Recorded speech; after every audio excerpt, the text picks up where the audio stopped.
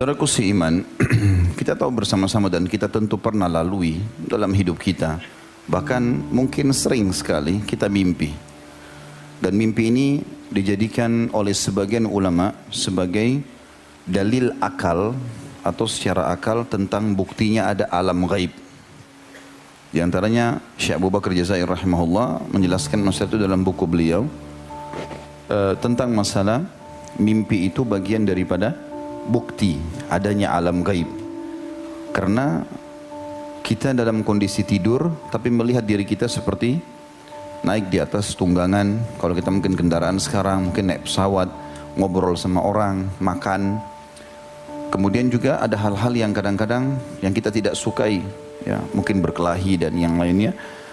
Maka semua ini bisa dirasakan efeknya. Pada saat orang bangun, kadang-kadang masih dirasakan efeknya. Sementara dia sendiri ada di ranjangnya. Berarti ini secara akal dan bisa kita rasakan setiap saat ada sesuatu yang gaib. Selain daripada tentu banyak hal-hal yang kita bisa rasakan tapi tidak terlihat. Seperti perasaan kita, rasa suka, rasa sedih, marah, lapar, haus. Kita bisa rasa tapi tidak kelihatan. Maka ini semua bukti-bukti nyata tentang adanya alam gaib. Secara akal, gitu kan. Bahwasanya ada hal-hal di sekitar kita, kita nggak bisa lihat dengan mata tetapi bisa dirasakan. Saudaraku seiman, mimpi ini dibagi tiga oleh Nabi alaihi salatu wassalam. Disebutkan di dalam sebuah riwayat yang sahih dari sahabat Nabi yang mulia Auf ibn Malik radhiyallahu anhu dan hadis ini sahih diriwayatkan Ibnu Majah dan Ibnu Abi Syaibah. Kalau Nabi SAW bersabda mimpi dibagi atau terbagi menjadi tiga kriteria. Yang pertama, mimpi buruk dan menakutkan, juga menyedihkan. Dan kata Nabi, pastikan itu dari syaitan. Saya ulangi, mimpi yang pertama ini mimpi buruk yang kita tidak suka, menakutkan dan menyedihkan. Semua itu dari syaitan. Yang kedua, Nabi SAW mengatakan mimpi yang menggelisahkan seseorang karena terus saja terbawa walaupun dia sudah bangun. Dan ini biasanya disebabkan karena gejolak yang sedang ada di benaknya, baik di hati ataupun di pikirannya. Misal dia sedang berpikir untuk membuka sebuah usaha.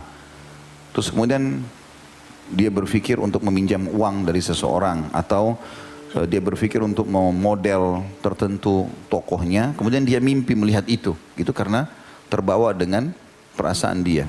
Ya. Kemudian yang ketiga adalah mimpi yang merupakan petunjuk dan merupakan cabang dari mukjizat kenabian, atau dikenal dengan ru'ya shadiqah.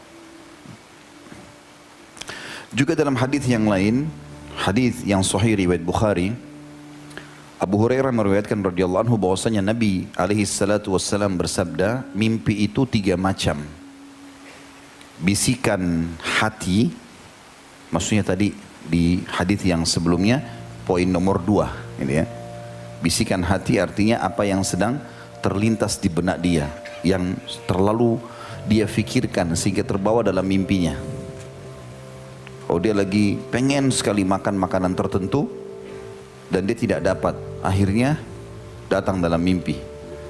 Mungkin yang bujang-bujang pengen sekali nikah sama seseorang, tapi dia mengkhayal tidak bisa dijangkau, lalu mimpi menikah sama orang itu. Itu bisikan-bisikan hati. Yang kedua, kata Nabi SAW, ditakut-takuti oleh syaitan. Ini mirip tadi dengan hadis yang sebelumnya, bagian yang pertama. Ya, cuma di sini ya, terbalik.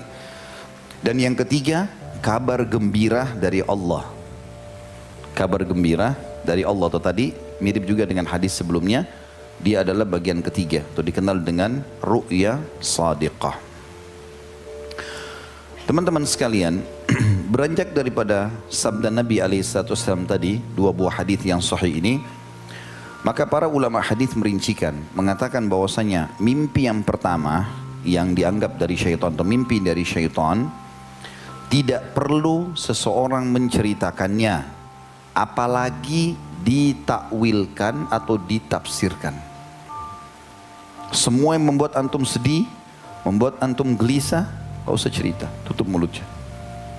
Mau sama pasangan hidup kah, mau sama teman di kantor, mau sama sahabat, gak usah diceritain.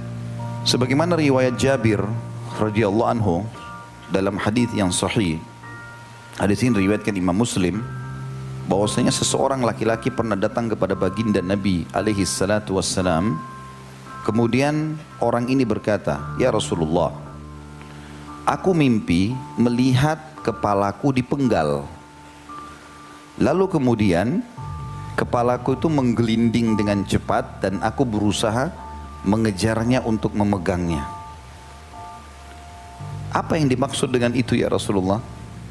Lalu Nabi SAW tertawa dan mengatakan, "Apabila syaitan mempermainkanmu dalam mimpimu, maka janganlah kau menceritakannya." Dan kata Jabir radhiyallahu anhu, setelah itu saya pernah mendengar Nabi SAW sampaikan di atas mimbar, bila seseorang di antara kalian dipermainkan oleh syaitan dalam mimpinya, maka janganlah dia ceritakan. Jadi apapun sifatnya, kalau sedih segala macam, tidak perlu sama sekali ceritakan. Itu sesuai dengan hadis Nabi SAW, apabila kalian bermimpi buruk, apabila kalian mengalami mimpi buruk, kata Nabi SAW, hendaklah meludah ke sebelah kiri 3 kali dan memohon perlindungan kepada Allah dari kejahatan syaitan dan dampak buruk mimpi tersebut. Kemudian jangan ceritakan kepada orang lain mimpi itu, atau jangan ceritakan mimpi tersebut pada siapapun. Maka mimpi itu, kalau dia lakukan 3 hal tadi, baca isti'adzah, meludah sebelah kiri 3 kali, tidak ceritakan sama orang, maka dampak buruk mimpi tersebut tidak akan mengganggunya, atau maka mimpi itu tidak akan memberi dampak buruk kepadanya. Hadis riwayat Bukhari Muslim, hadis sahih ini. Sementara mimpi yang kedua, tadi itu mimpi yang pertama ya. Mimpi yang kedua adalah mimpi yang tadi bisikan hati maksudnya. Kita berbicara riwayat pertama yang saya sebutkan. Kalau di riwayat kedua ini disebutkan kriteria yang pertama. Yang bisikan-bisikan hati, yang kita cenderung mau makan, kita cenderung suka sama orang. Masuk dalamnya masalah ini biasanya mimpi junub ya. Terlalu suka sama seseorang berlebihan, akhirnya dia mimpi biologis di situ. Bahkan kadang-kadang ada orang bangga, dia bilang, ya paling tidak mimpinya. Maka ia juga melakukan hal yang sama, seperti poin pertama tadi. Dia baca isti'adzah, dia meludah 3 kali sebelah kiri, kemudian dia tidak menceritakan kepada orang lain, sebagaimana hadis Nabi SAW. Kemudian yang ketiga, mimpi yang ketiga adalah ru'ya sadiqah tadi ya. Mimpi yang benar yang datangnya dari Allah Subhanahu wa taala. Nah, ini berbeda hukumnya. Misal semua yang menggembirakan seperti misalnya, dan tidak ada kemaksiatan ya, dalam arti kata gembira di sini memang menggembirakan positif, seperti antum melihat mengunjungi atau tawaf di Ka'bah, masuk ke surga, ya, ikut berjihad, ya, atau sedang sholat berjamaah, atau mimpi mengisi pengajian atau hadir di pengajian. Semua itu masuk dalam ru'ya shadiqah, mimpi yang benar. Dan Imam Malik mengatakan tidak seluruh mimpi patut diceritakan, hanya mimpi-mimpi baik saja. Dan termasuk sunnah Nabi SAW memang diceritakan mimpi itu. Kalau mimpi baik ya, sunnah Nabi boleh kita ceritakan. Oh, saya mimpi mendatangi ini dan itu. Misalnya, saya datang ke Mekah, saya mengunjungi masjid Nabi, saya melihat ini dan itu semuanya adalah bagian dari mimpi yang baik. Termasuk mimpi bertemu dengan Nabi SAW.